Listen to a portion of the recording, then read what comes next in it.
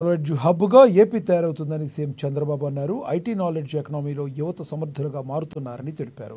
విదేశాల్లోని మన దేశ ఐటీ నిపుణులు 30% తెలుగువారేనని ఆయన అన్నారు. విశాఖపట్నంలో నిర్వహించిన డీప్ టెక్ ఇన్నోవేషన్ కాంక్లేవ్కు సీఎం ముఖ్యమంత్రిగా హాజరై మాట్లాడారు. ఇంకో పక్క అమరావతిలో మెయిన్ హబ్ పెట్టాం. రతన్ టాటా ఇన్నోవేషన్ హబ్ పేరుతో దీన్ని ముందు తీసుకుపోతున్నాం.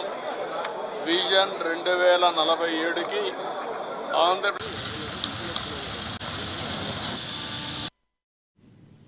ప్రస్తుతం ప్రపంచంలో ఎక్కడైనా సాంకేతికతపైన చర్చ జరుగుతుంది. దీన్ని అనేక నూతన మార్పులు వస్తున్నాయి.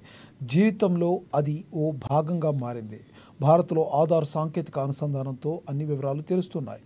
1995లో తొలిసారి సీఎం అయ్యాక హైదరాబాద్లో ఐటీ రంగం అభివృద్ధికి కృషి చేశాను.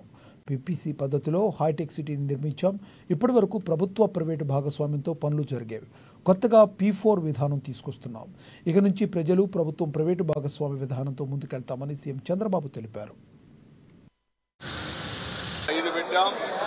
ఇంకో పక్క అమరావతిలో మెయిన్ హబ్ పెట్టాం. రతన్ టాటా ఇన్నోవేషన్ హబ్ పేరుతో దీన్ని ముందు తీసుకుపోతున్నాం. విజన్ 2047కి ఆంధ్రప్రదేశ్ రాష్ట్రం స్వర్ణాంధ్రప్రదేశ్గా చేయాలనేది ఆలోచన.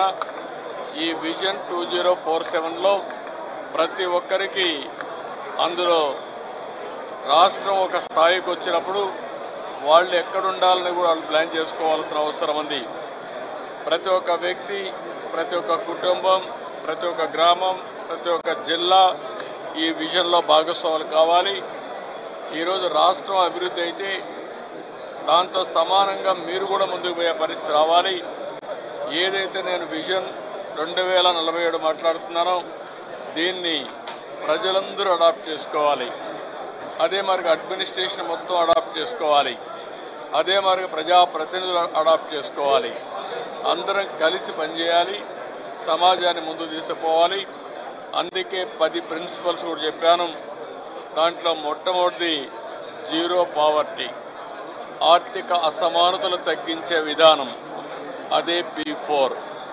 దాని తర్వాత మీరు చూస్తే ప్రతి ఒక్కరికి ఉపాధి, థింక్ గ్లోబలీ, యాక్ట్ గ్లోబలీ.